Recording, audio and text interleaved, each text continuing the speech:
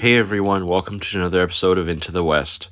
Before we get started, I just want to remind everyone to please like and share the video, and also please consider subscribing to the channel to be reminded of future content. It really helps us grow the channel and get out better content for you guys. Thank you. Welcome to Into the West, a Middle-earth SBG podcast where we discuss the competitive side of the game. My name is Charles. With me today are Richard and Ian. In this episode, we'll be talking about Assault on Lothlorien, Legendary Legion from Defense of the North. And in our review, we're going to break down the list, and then we're going to share some army lists. And then on an open topic, we will be talking about the evil meta. You can find all of our lists that we talk about today on Facebook. Just search Into West Podcast. And they will also be in the video version of this episode. Yeah, let's dive right into the Assault on Lothlorien Legendary Legion. So I don't think we need to really debate that this is a really popular list going on right now. All three of us have been to tournaments this year, and we've seen it quite a bit, and I believe we've all played against it. What do you guys think is making this Legendary Legion so popular right now? It's got all the things, and it's also spicy and new, so that's something. I think this Legion actually is quite themey, and I think looking at the different legions in this book, I can really respect the flavor. I think it really encompasses what the Legion should be. It's the first of its kind, creating a special rule that you fight at night. I know by now people are sick of that rule, but when we first saw it, I think a lot of people simultaneously was like, this is cool. So, I looked at it and I was like, okay, I definitely want to build this Legion. There's shenanigans all over the place. This is my play style. But then I go online and then I see all these comments saying, oh, I want to build this list. I want to build this list. I'm like, dang, this is going to be an issue. So I think most tournament goers know which Legendary Legion we're talking about if you've gone to tournaments this year. But just to summarize the special rules, so this is basically an orc and goblin list with some beasts scattered in there. And the named hero in this Legendary Legion are Muzgur, Ashrak, and Druzhag. So it's kind of like a Mordor and Moria alliance. And they have 4 special rules. First one is Cover of Darkness, what Richard mentioned, where essentially you're always playing with the Clash by Moonlight rule, where your enemy, you can't see over 12 inches, and shooting weapons get +1 to wound. It is interesting to note that it doesn't affect every model in this list because there are some profiles in this with Cave Dweller, which makes them immune to the +1 to wound, and it also lets them shoot beyond the 12 inches. Second special rule is Ruthless Savagery. Any model with Orc and Goblin keywords gain a +1 to wound if the enemy is outnumbered. Third special rule is Dark Magics. Every model in this list that can cast a spell can reroll any number of dice when they cast a spell. And the final special rule is all the spiders in your list get Venom Back upgrades for free if Ashrak is in the list. Very strong special rules. And personally, even the competitiveness aside, I agree with Richard. I like the flavor of this list. I like the design. And I wish that all Legendary Legions were like this, where there are so many ways to build it. As we get into our army lists later on in this episode, we'll see that there are many ways that you can build this list, and there are just so many cool combinations and synergies. It also just happens to be a really, really powerful list. We went down to Nova Open this year, and I believe there were, I want to say, close to 15 Assault on Lothloriens out of around 90 people. So it was by far the most common army, and yeah, I do not miss playing against it. I had to play against it twice, and Richard had to play against them as well. I played it twice as well. Yeah.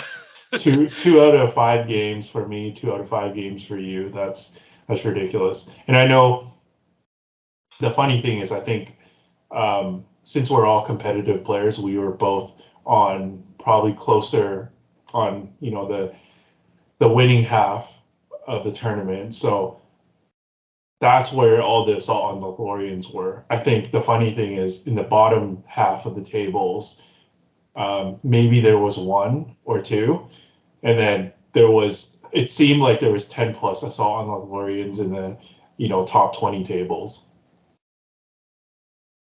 No, the list is perfectly balanced. There's no problems with that. No. I just want to get into a couple more reasons why I think it's so strong. So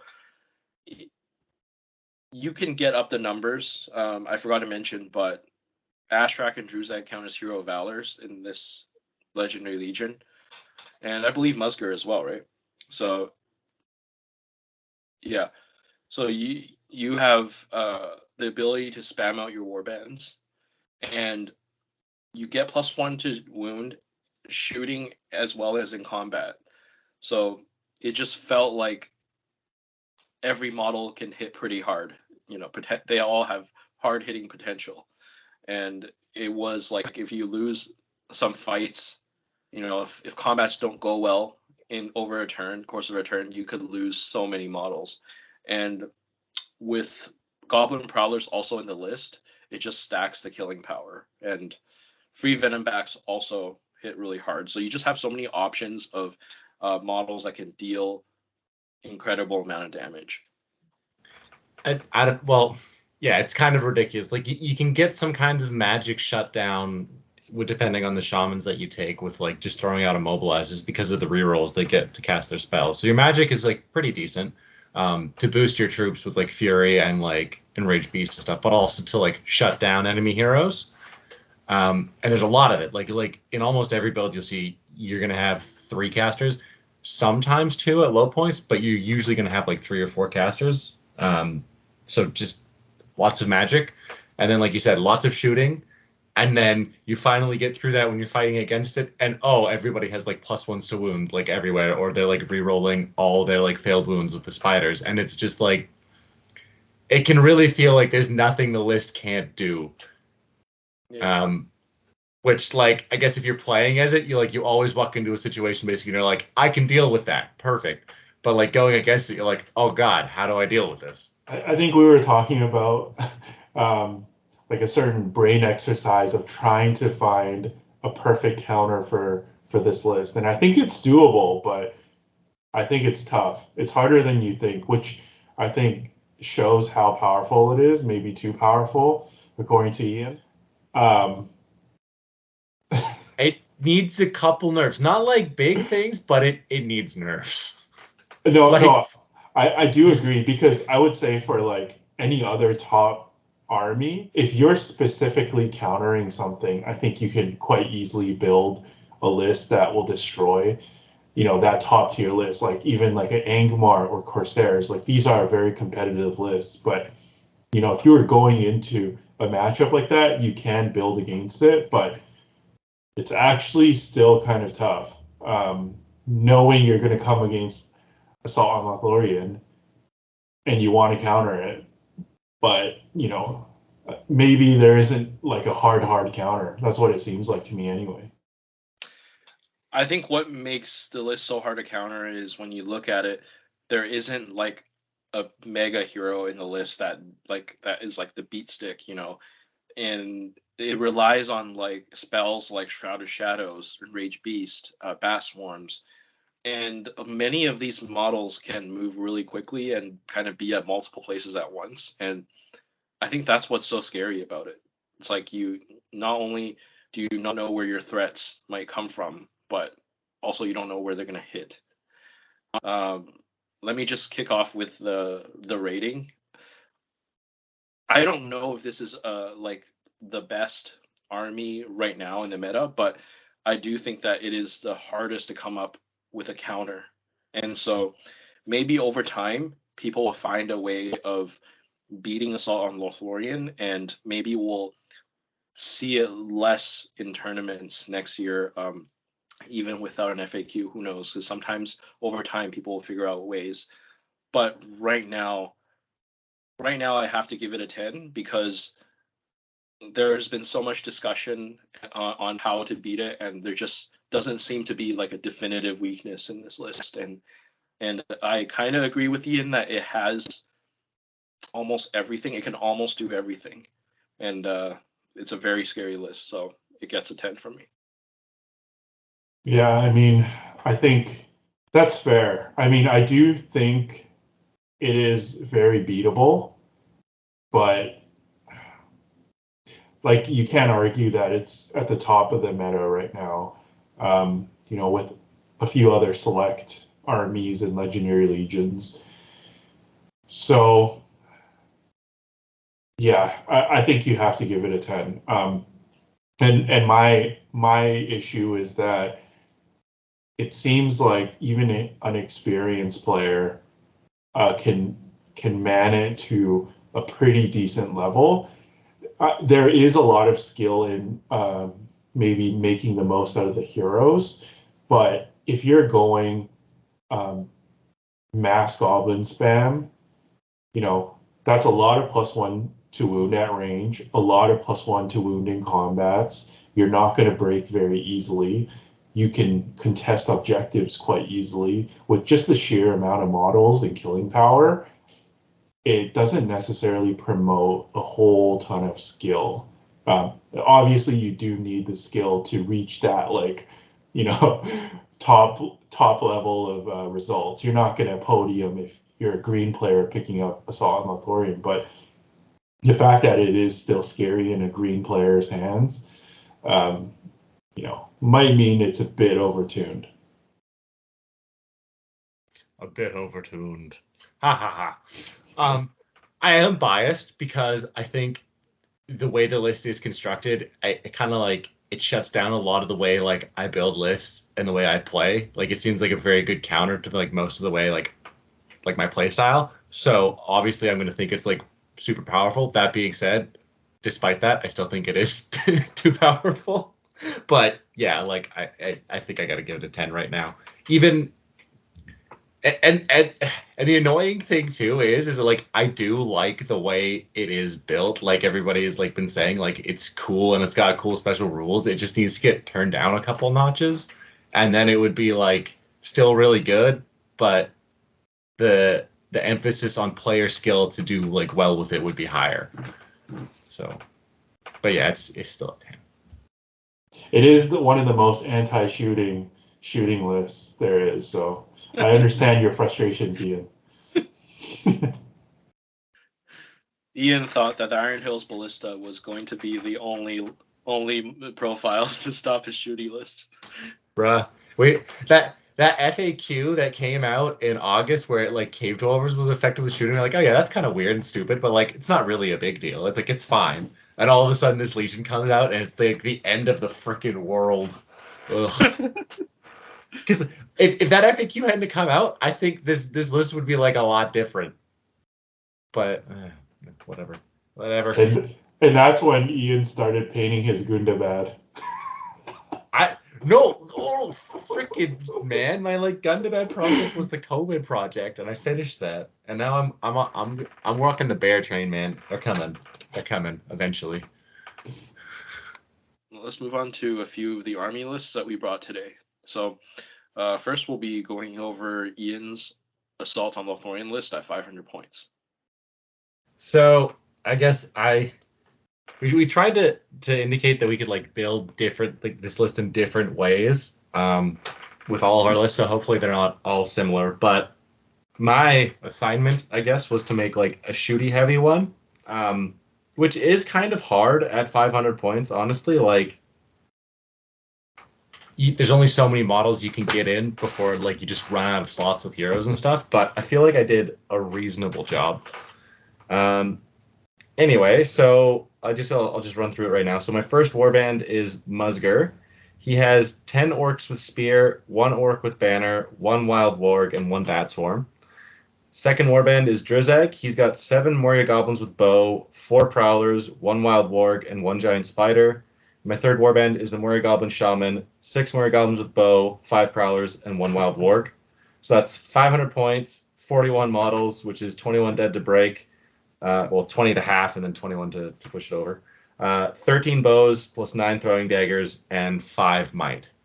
So the weirdest thing about this list is the warband composition right now, and that's purely because of the restrictions that you have when you're building the list. Is that orcs can only be led by orc heroes, and goblins can only be led by goblin heroes, and then like the giant spiders have to be in Drizag or Ashrag's warband. So that kind of forced my hand in the construction.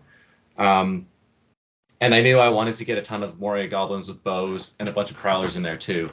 So the only other way for me to get the spear supports really was like they just had to come as orcs in the other warband, which not the worst thing I guess, because like at least you're providing fight 3 across the line, which is kind of nice. But yeah, it's even like looking at this, like I think it's pretty gross at 500. Like it's got the shooting. I mean, what is it? Like, 13 bows. Like you should kill against like a defense 6 opponent. You should kill like maybe 5 or 6 models before you get into combat, plus whatever you get with the throwing daggers. So against a standard 500 point list, you're gonna outnumber them 2 to 1 by the time they get into combat, which is just disgusting. And then leader, I haven't figured that one out yet. That was the one thing I wanted to look at the profiles more closely for, because I think do either of them have heroic defense? Muzgur does. Muzgur does, but then doesn't Drizag have 2 fate? Yeah, and Drizag is usually a little bit more in the back ranks. Yeah, I do believe I think Muzgur also has some 2 fate. No, I think he's 241. I looked at his profile. I think he's 241. 241. Okay, yeah. So he does have defense though. But yeah, like he's got the 2 attacks, and you want to kind of regen will with him. So I think Drizag being the leader is probably the safe bet there. Yeah, I don't know. I think it's pretty gross at 500 points still. Like, it's got the numbers, it's got the bows to win the shooting war. I've got not a lot of monsters in there, but enough that I can power up like the ones that I need to do damage with in combination with the 1 bat swarm. And then the Morian Goblin Shaman there. I guess I could swap him out for a captain if I wanted the march instead, but I'm not convinced I need it because I should win the shooting war and I have enough maneuver models, and I'd rather have the ability to make, a bunch of my models pass courage tests in case I come up against like Army of the Dead or something. Also, that cheeky trick that Richard loves to use is doing the transfix with Muzgur and then 2 dice transfix with the Shaman, because with the reroll it's quite reliable. And that can shut down big heroes as well. 5 might for this list actually is kind of surprising. Like it hits the like minimum threshold, the 1 for every 100 points, which is kind of surprising. Because usually it's low might, but this is actually like a pretty reasonable amount of might, I think, for this list. So yeah, all in all, like this is kind of the embodiment of what I said earlier. I feel like it has everything. Yeah, I agree. I don't think you need to take the captain, because the shamans are so much better in this legion. They have more warband slots, and then they get the reroll to their spells. So all of a sudden their 5+ transfix isn't so bad. And that to just sacrifice 1 might to get the shaman, I think it's worth it. As for the rest of your list, I think 13 bows is pretty gross at 500. You also take into account that you can shoot beyond your 12 inches, so you're pretty much guaranteed to shoot 1 or 2 turns more than your opponent if you move back a little bit right as they come forward, and they're effectively strength 4. That's gross. I think the only thing that I might consider doing is to try to max out your Muzgur and Drizag warbands I know that might be nice to take a few of the wild wargs like you did for mobility and capturing objectives, but I kind of think if it was me, I would max out the warbands and try to get close to 45, but that's just like a minor nitpick.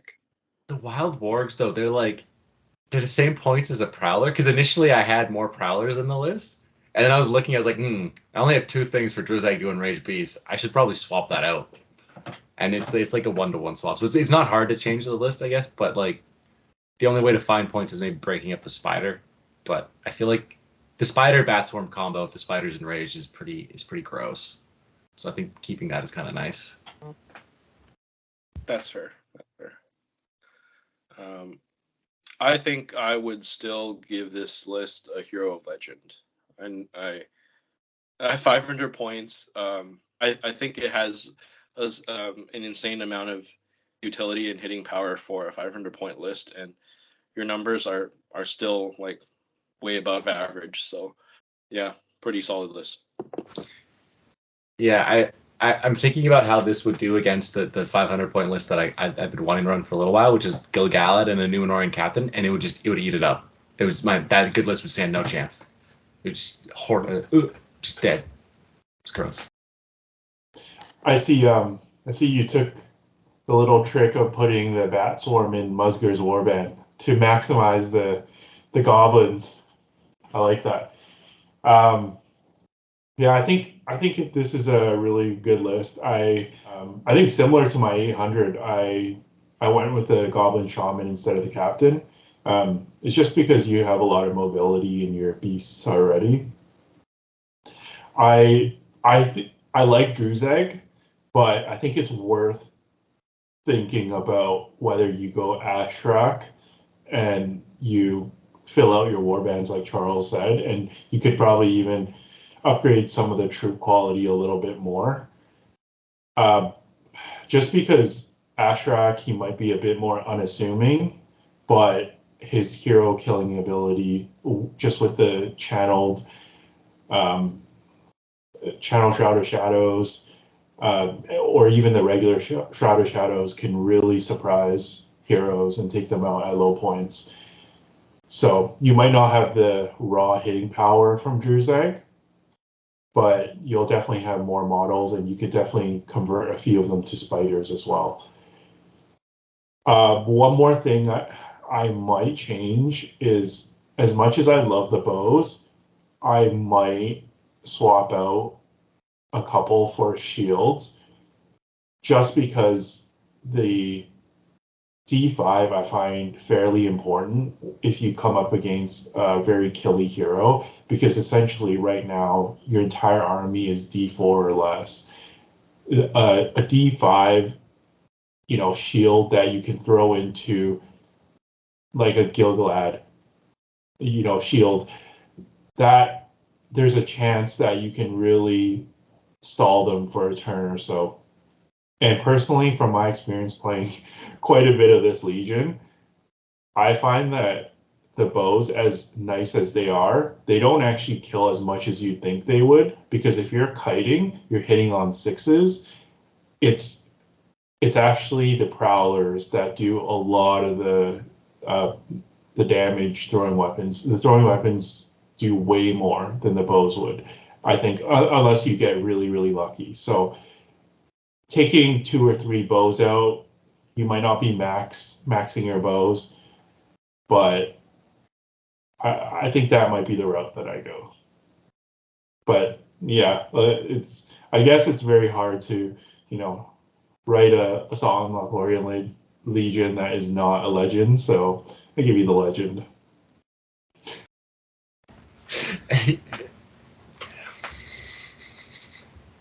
It's a stupid Legion. It shouldn't be this. I wrote that in like 5 minutes. And it can win tournaments.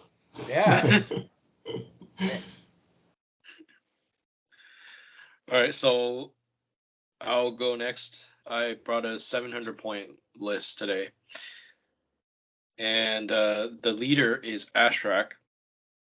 And he's leading 13 Venombacks, and 1 Warg Marauder. In the second warband, we have Muzgur, leading 1 Orc Warrior with shield, 5 Orc Warriors with spear, 1 Warg Rider with shield and banner, and 1 Bat Swarm.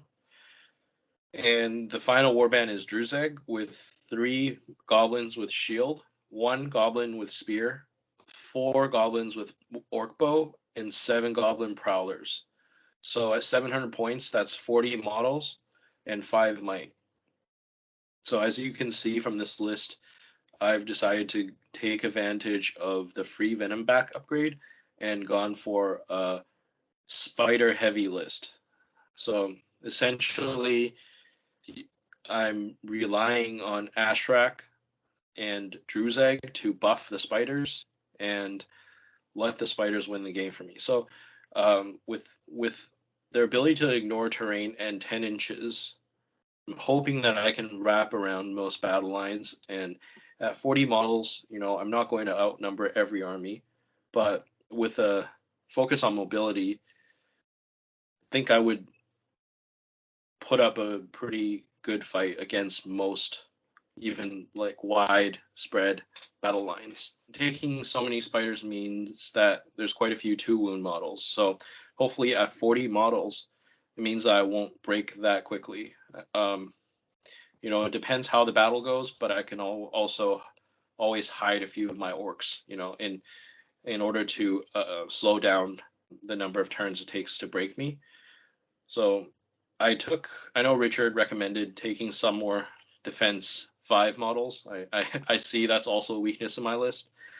I decided to give most of my orcs spears because they're not cave dwellers, so it will be easy to focus down by enemy bows. So I kind of want to keep them in the 2nd or 3rd rank for supporting and put my goblins in the front. So the orcs will be more of a support role / hide in the corner role. So that's basically the list. It's spider focused, which means that I'm not taking as much advantage of the shooting and the combat +1 to wound, but I am taking advantage of the free Venombacks. Ian, you want to take this one first?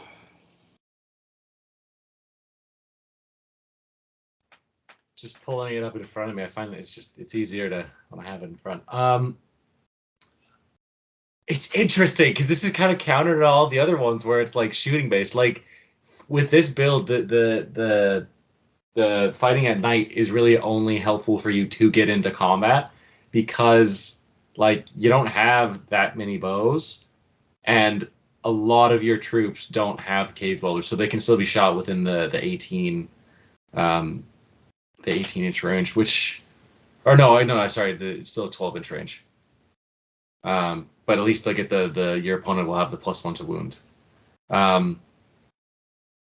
So like I'm not convinced they're gonna you're gonna win the shooting war, but you don't really need to. You just need to pull the opponent within 12 because they're only gonna get 1 round of shooting before they have 13 spiders and a Warg Marauder jumping at them very quickly.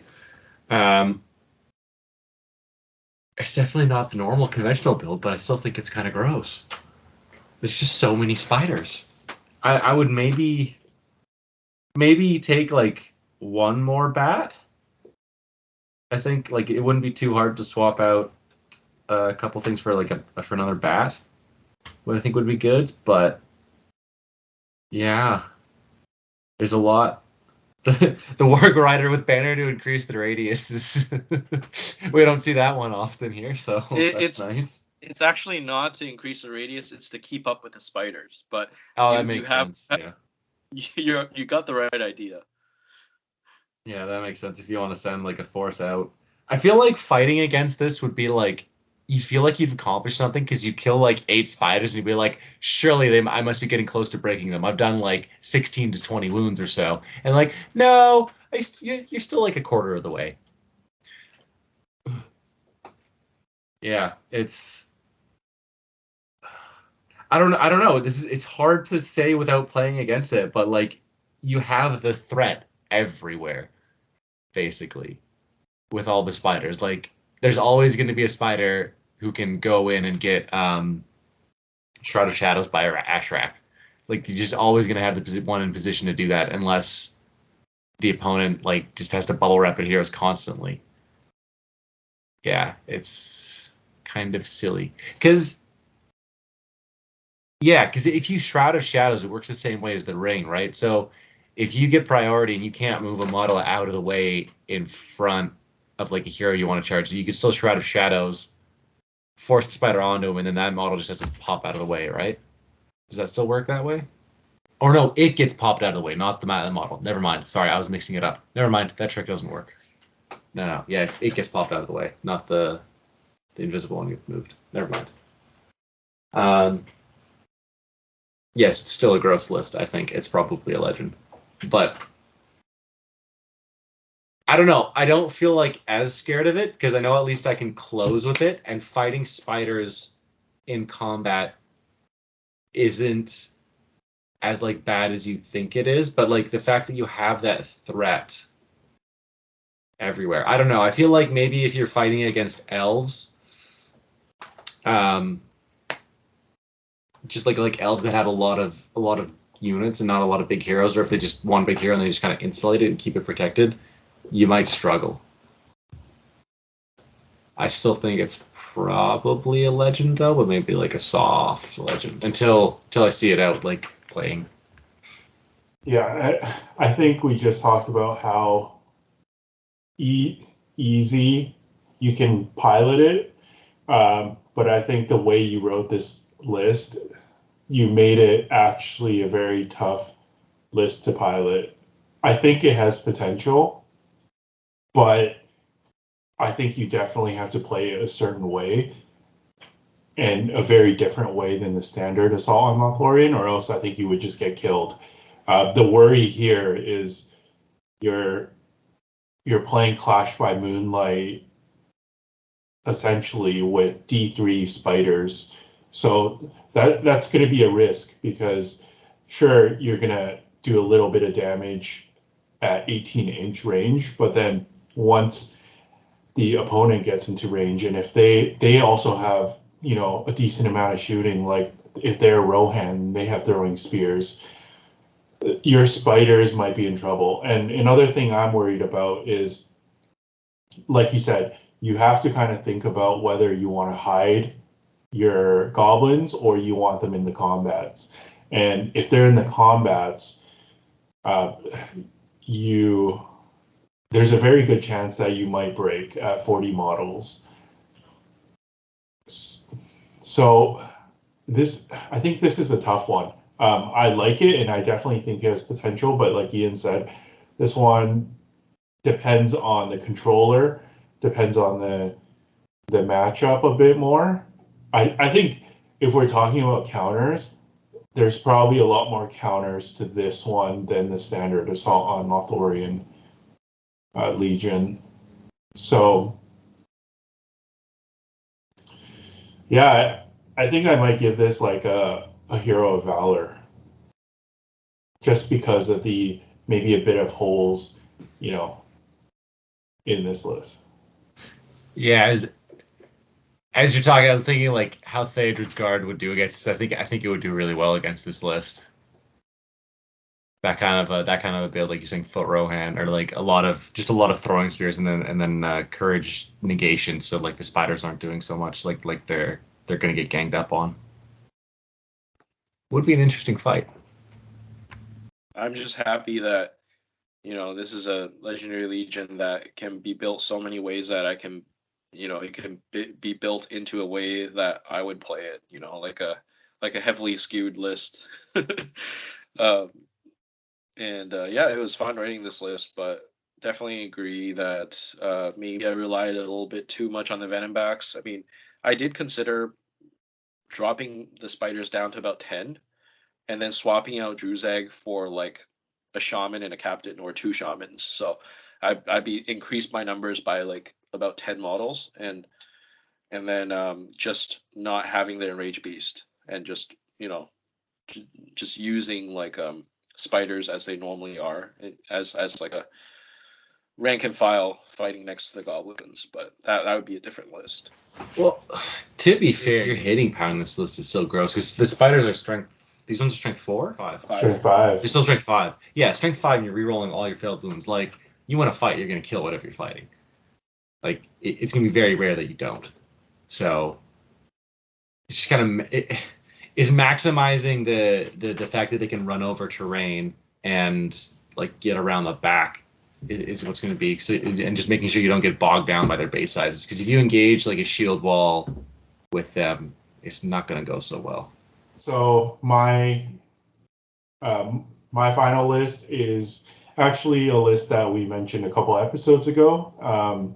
So if you haven't checked out that episode, go check it out. I think it's the first episode of this season when we were reviewing our tournament list. So I took it to a recent very big tournament, and I did really well in it. It's an 800-point Assault on Lothlorien list with all the heroes, all the named heroes, the Goblin Shaman, Wild Warg Chief. I believe it was 56 models, around 15, 16 bows, and I think 12 Marauders.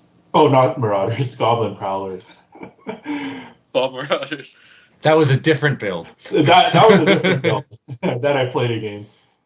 But yeah, I think that one is a little bit more standard, or one of the versions that we see a lot more. Of course, at 800 points, there are people still going just to spam goblins, and they go easily into the 60s.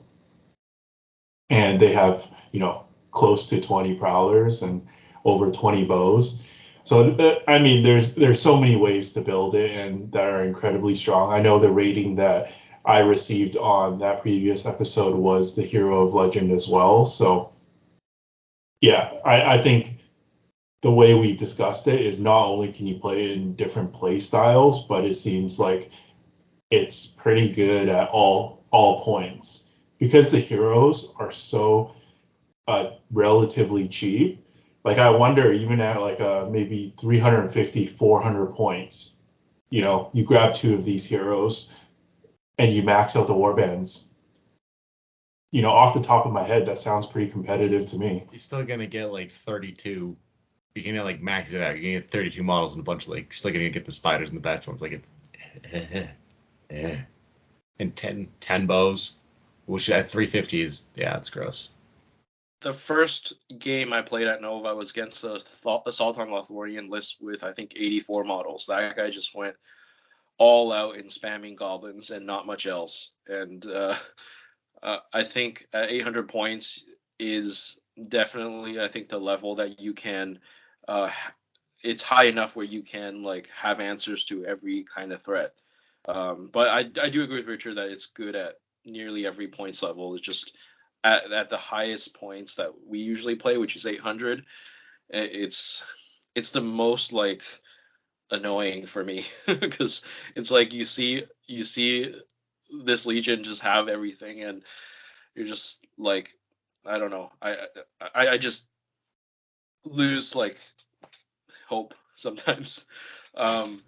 Okay. So before we go into this like total like negativity, like I will say the silver lining is I'm not sure I've seen a major tournament in the tournament scene as of right now, November 2022, that has been won by an Assault on Lothlorien Legion.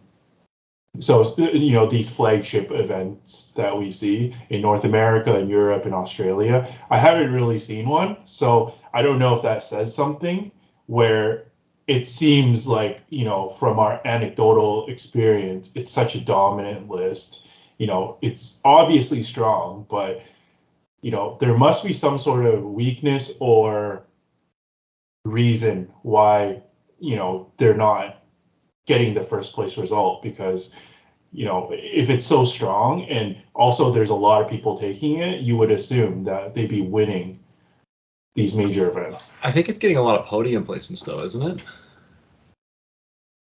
So that might just be an indication of it's winning a lot of games, but it's not getting like the big wins, right? So you think it's just a matter of time then? It's maybe just an unlucky coincidence?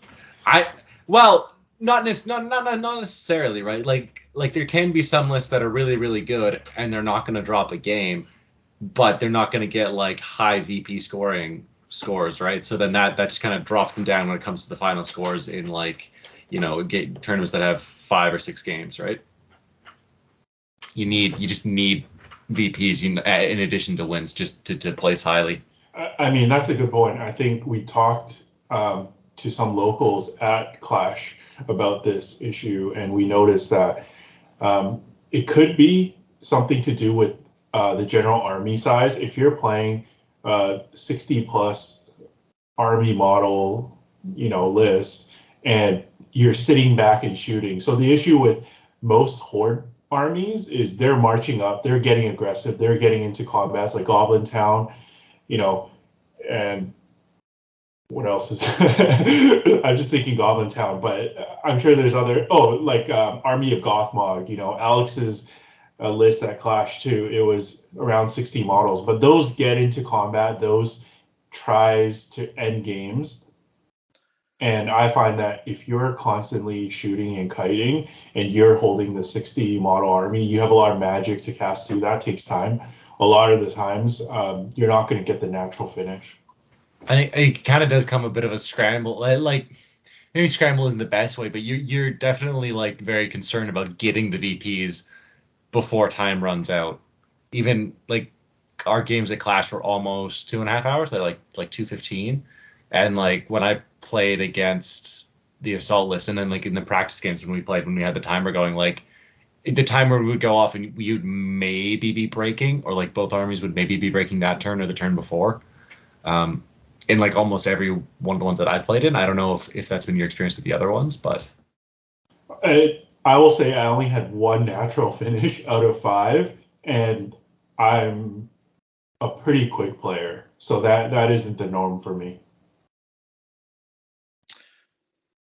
So while we're on the topic of some of the potential weaknesses of this Legendary Legion, like if we were hypothetically going to a tournament and we're going in knowing that there's going to be a lot of this Legion in the roster, like what can we do? What would you do in terms of list building to kind of counter or prepare yourself for this Legendary Legion? So are we saying hypothetically, if we're going into a 5-game tournament, we're going to play this list twice?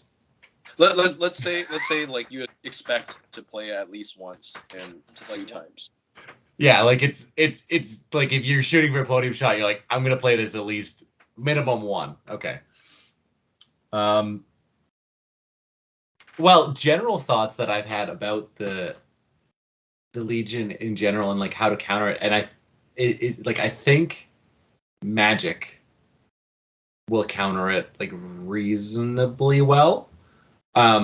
Which it's like and I'm not. This is all theory. I haven't tried this out yet because I just know like locally nobody really runs Wizards right now, and I think seeing any of the 3 Wizards going up against this list might be really interesting. Because they can like counter the monsters and stuff, or even like not even just the Wizards. Like if you got a combo of like Elrond with Lindir or Elrond and Arwen together, where they can knock down a lot of the enemy line with the Wrath of Bruinins, and it's like low defense stuff. Like I don't know, that could do it. I actually disagree with Ian. I think that Magic is pretty broad in general. Overall, it's a pretty broad term, but I think most Magic you take in order to like neutralize key targets, and I feel like that's the opposite of what Assault on Lothlorien is. You could neutralize Muzgur, you could neutralize Ashrak, and there are still like 5 or 10 other models that are going to be a threat. So, I mean, I think Magic is a nice tool to have in your list, but in my opinion, I think I think the only magic that like would really help you is blinding light.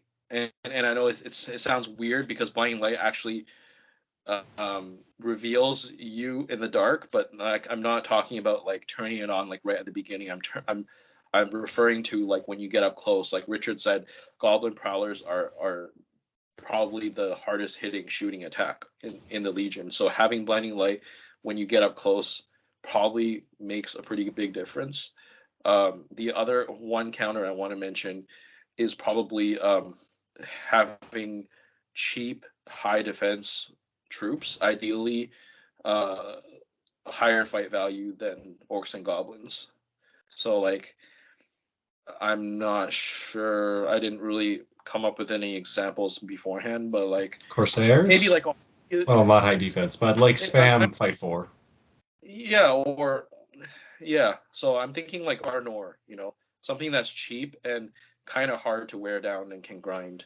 But yeah, I don't think there is like an army that's like, okay, this one is going to counter Assault on Lothlorien list. I don't think that list exists, but there are certain aspects. Like you might have to do an alliance list in order to get a good one. Yeah. I'm going to jump back to the Wizards thing for a second. What I was thinking is just like, well, Gandalf kind of gets you everything because he's got the blinding light and he's got the compel, so he kind of brings both. But like, the idea with like Gandalf or Saruman with Gandalf blinding light once you get close, like you mentioned, but then also being able, if they only have like 1 or 2 bats, compel a bat over your lines, kill it. That reduces the risk to your combat heroes immensely if you can get rid of those things. So you kind of like, you have to systematically go through and like target things. Or if you had the other one I was thinking of on the evil side, which is probably better, I think it is 2 ring wraiths, and they just sap will the crap out of the heroes in Assault on Lothlorien before they can do anything, before you get into like the stage where you're engaging. So you kind of like keep within 12, but outside of charge range for like a turn or two, and just sap will the crap out of them, and just make it so they can't do anything. And then it becomes a straight up fight between whatever your horde of orcs against a horde of goblins, which you should win because you have the fight value. Yeah, Gandalf the White has Fortify Spirit too, so that could be a little bit useful. I know Ashrak and Drew's Eggs aren't offensive magic, but Muzgur and the Shamans are. So who knows? Gandalf the White could be the new meta. But I don't know actually about how I feel about Wizards because I think they do have some counter spells, but they're too expensive in my opinion. And I think Assault on Lothlorien, their thing is all about shutting down expensive heroes. So if you get transfixed before you can cast a spell, that's a lot. If you're evening out, saying half the game, you get the transfix first, half the time the wizard gets the transfix on your shamans, the wizard is going to lose out on the value battle. And then also you have to watch out for the invisible spiders, the bat swarms, because usually wizards tend to be on the back line. So I do agree that if you're going to go magic, I think you go budget magic. So like the ring wraiths. I think in that way, you're similar in points value, so you can really compete and force the shamans to use their will, either resisting or just get their will drained. For me, the one counter I would say is also movement.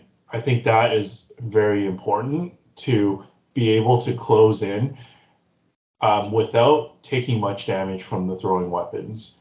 You don't want the prowlers to be able to cut you or get a full turn of, throwing, a full rank of prowlers throwing their daggers at you, because a lot of the times that could just end the game.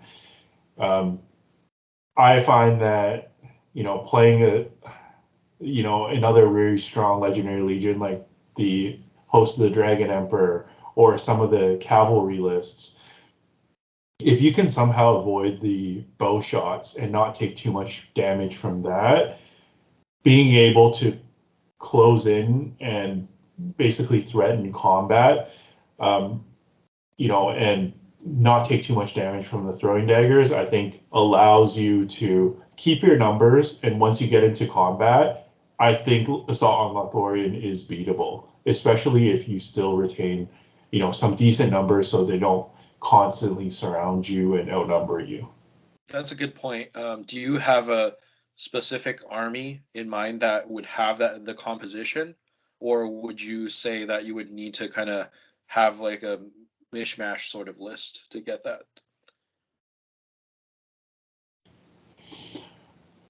So I was actually thinking, we were talking about blinding light.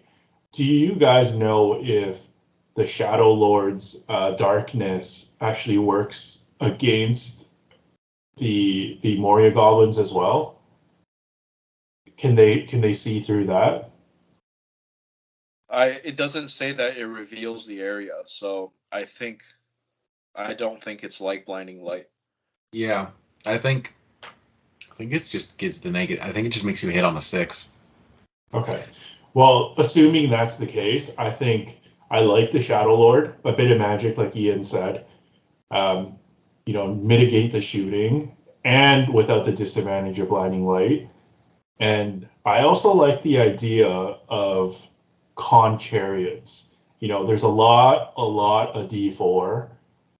You can ally in, variants of con. And the thing is, con is very afraid of magic, right? But a lot of the times that's usually because of the compel. And Assault on Lothlorien does not have access to compel, only transfix. So it's, they're not going to make you run into your own chariots or your own warriors. So it's not too bad. And I think if you can get a good turn, you can crush a lot of goblins. And also, like I said, it's about the speed. They'll have very limited turns to be able to shoot you. And if you do it right, they probably won't even get a full round of Prowler hits on you. Only, on the following turns, if they win priority, they're countercharging. But, you can't really mitigate that. It's interesting you mentioned the Shadow Lord, because that's kind of who I was going to bring up as the Wraith too, for the build that I was kind of thinking of, like the Shadow Lord and the Witch King and maybe like Suladan or something, just to get the banner effect. In the magic build that I was talking about. But got me thinking now, would camels be a good counter to this too? Do you think? Like you don't I see a lot more than the chariots. I like the impact hits, but I'm a little bit afraid of getting shot down because camels are a bit softer. Because the chariots, what I like is they do have like that defensive bulwark. Yeah, I'm with Richard there. I think camels you want to target like a valuable like mounted hero or something. In order for a camel to make its points back, it's going to have to impact like 3 or 4 goblins, and because they're almost 20 points. So I don't think it's efficient. Like the mechanic is certainly nice, but I think if you want to like do that in mass, I think chariots is the better way to go. They're also way harder to take down. All right, so those have been some of our ideas on ways to counter Assault on Lothlorien and also our review of the Legendary Legion. Let's move on to our open topic, which will be talking about the evil meta.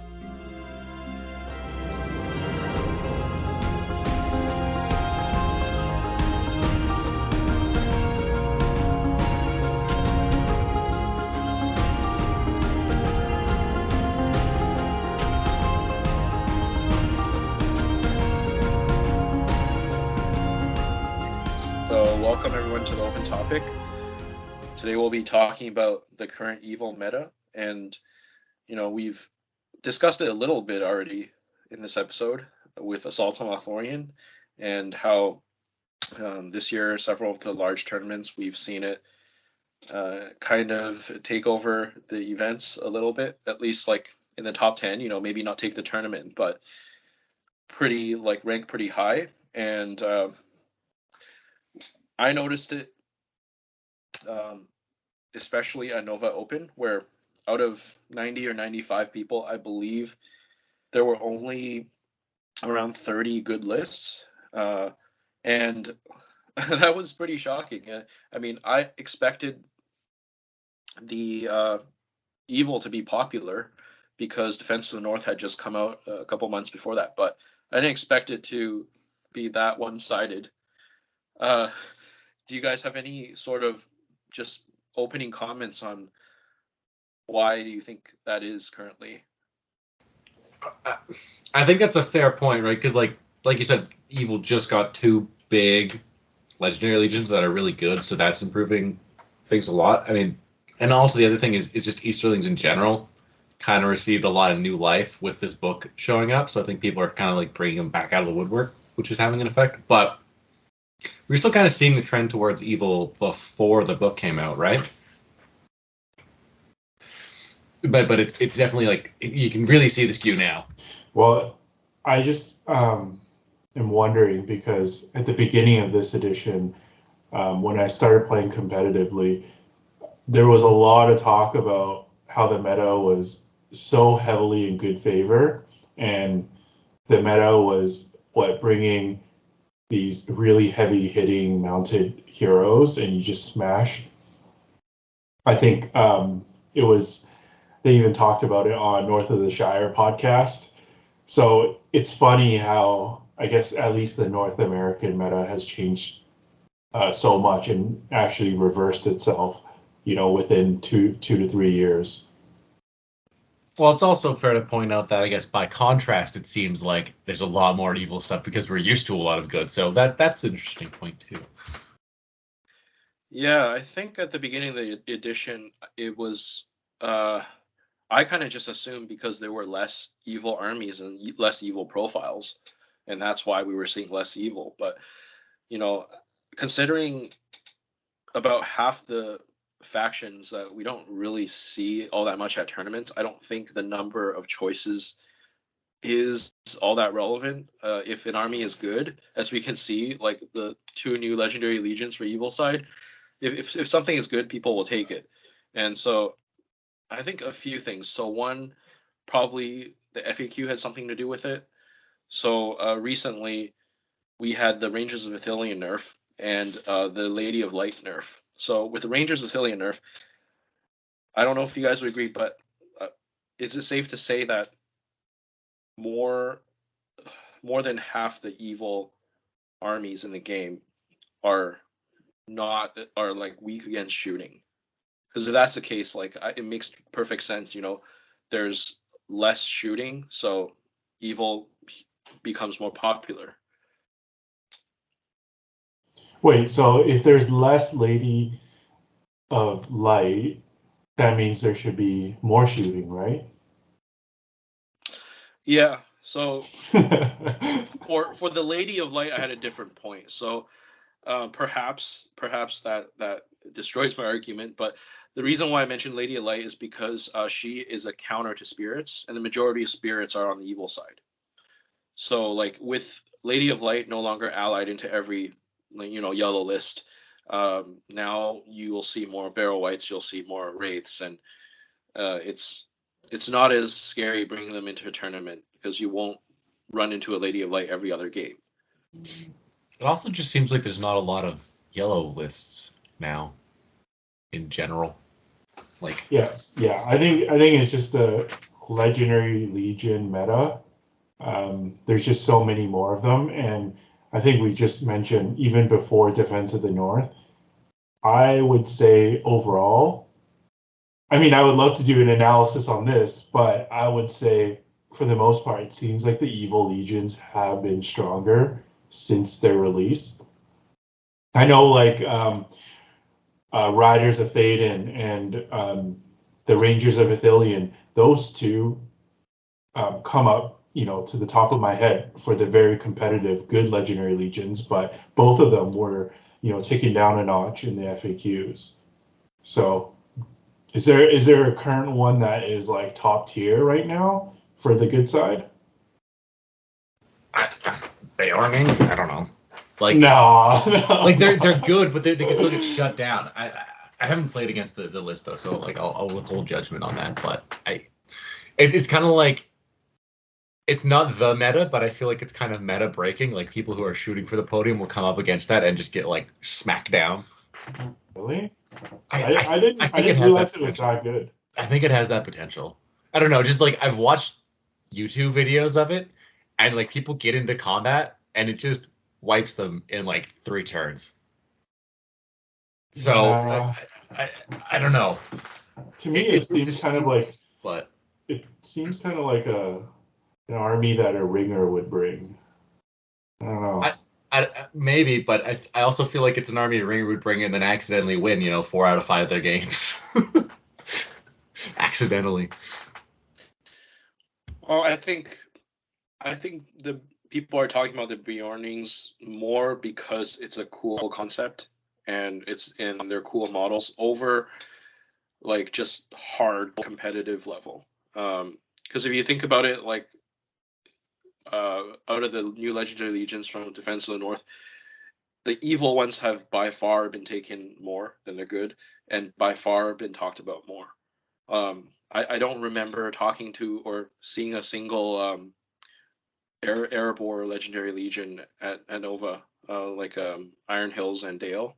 I don't remember seeing any of them. So, and I saw a couple Dale legions, but it seemed like they were there to have fun when I went to talk to them. So, I think evil also just having to have the stronger written legendary legions is definitely it, because on Facebook occasionally we'll see TOs post like diagrams of like breakdowns of what people have brought to the tournaments, and I think like there's a huge chunk of them that are legendary legions now compared to a few years ago, where I would say there were more pure and historical alliances than legendary legions, but I think legendary legions has creeped up, and it might even be in first place right now.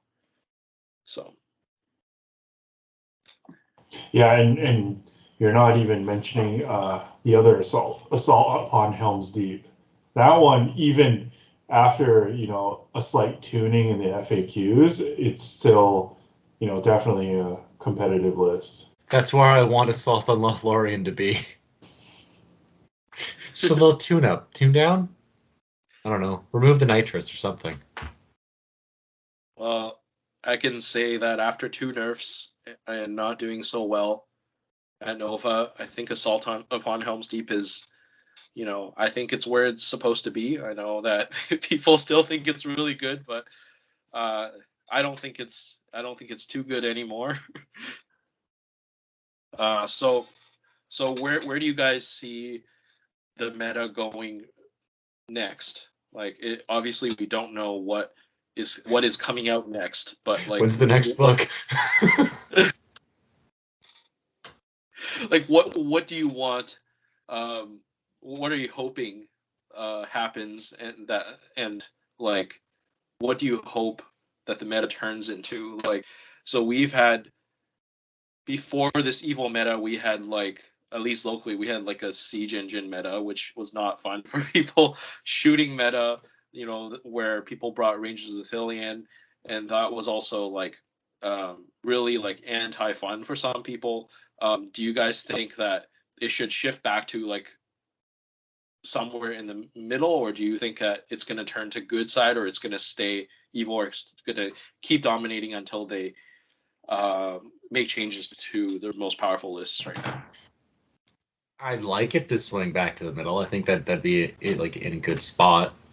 I don't know. I know I just joked about the next book coming out, that changing the meta. I think the bigger thing is when the February FAQ comes out. February FAQ comes out.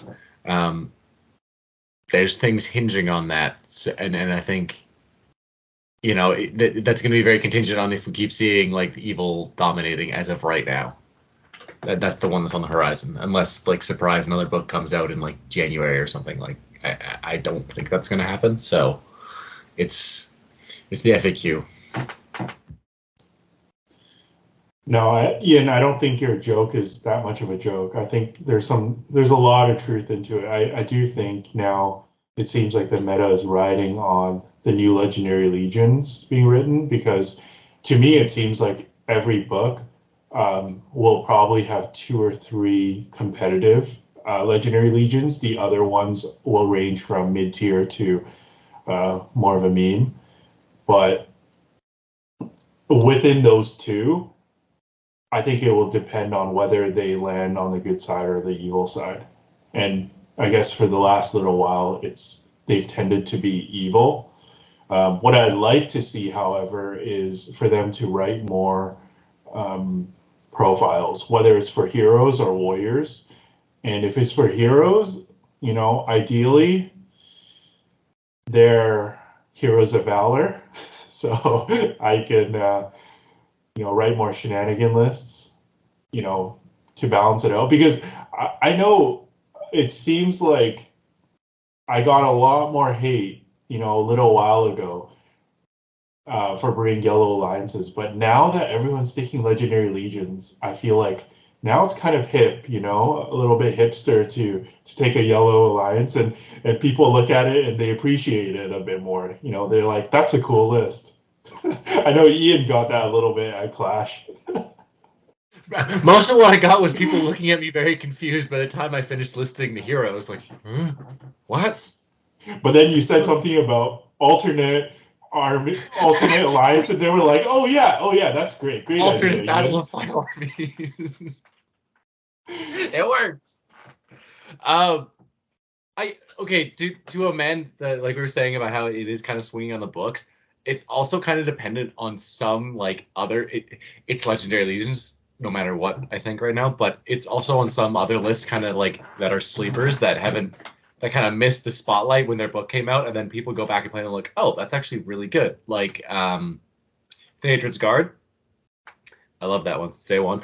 But like I don't remember who it was, but there's a couple of people in the UK who started bringing that one a lot, and it was winning like a lot of big events. And I mean, on the East Coast, I've heard something about Helm Hammerhand showing up a lot more. So it's still Legendary Legions, but it's kind of ones that missed the spotlight of the big flashy ones that first came out, and then people are kind of going back and trying out other things and being like, oh, this is really solid. But it isn't shocking. Those ones are good, but they have caps on the points values where they're good at. Incredible. So what you're saying is that the good Legendary Legions might be better at lower points, and because our meta is probably 800 points, that maybe that might be why we're seeing a lot more evil too. Whereas like I think places in the UK tend to have smaller points value tournaments. I didn't think about that, but that sounds very smart. So yes. Okay, so we've been talking about it being new releases, FAQs, and Legendary Legions for a while. What if it's simply a fact that people are realizing in the scenarios a lot of them are objective-based, and evil armies just have a lot more cheap troops, so you can get the big fun heroes or the big fun things to use and a ton of troops to win games? What if that's just kind of like where it's heading and evil just does that better? I mean, I don't know if that's exclusively evil. I mean, there are plenty of armies on the good side that have cheap troops as well. But you might be right. I mean, if the newer scenarios or being more focused on objectives and discouraging death balls, it could encourage more people to take the new Legendary Legions, which allow you to spam out. So I can see those two things being sort of related. Well, I think what Ian is trying to say, and I think I do agree a little bit, is good side might tend to have a little bit more of a death ball-y shield wall kind of strategy for more of their lists. So, that would be less advantageous in a lot of the mobility scenarios, whereas evil, I think you can take a lot of flying units, monsters, spiders, crazy stuff like that I think gives you an advantage. Goblin mercenaries. I think in general, I feel like good probably has a lot less access to these shenanigans. Like, if you want a flying unit, you got to get an Eagle Guahir, which is 150 points. Whereas I think there's 3 bat units, Cribane as well. Like, I don't know. There's just a lot more, I think, variety of super mobile evil units. Yeah, I can agree with that. And also, when you brought up shenanigans, my mind just went to Watcher in the Water, Gullivar. Most of those are on the evil side. So definitely agreed there. Well, that's kind of the thing, and like I'm generalizing really hard here, but most good armies you're gonna have like your normal troop, your elite troop, but it's still just like a troop. Like it doesn't have like a big move value like a bat like 12. It doesn't do anything like that, and a cavalry. And then you're gonna have some small heroes and maybe 1 or 2 big heroes. Whereas on the evil side, you can get that, but you're also gonna get like your big heroes are reduced. You don't get as many of those, but you get big monsters, which you can do like real power attacks and stuff. You can get like more magic is more prominent, like lots of cheap magic. You can get the crazy fun troops like the spiders, the bats, the Gravane, whatever else, and like you think it might just be more interesting to people, more play styles. All right. So that has been our discussion on the current evil meta. Please let us know what you think, and thank you to all our listeners for listening. Look forward to the next episode of Into the West podcast.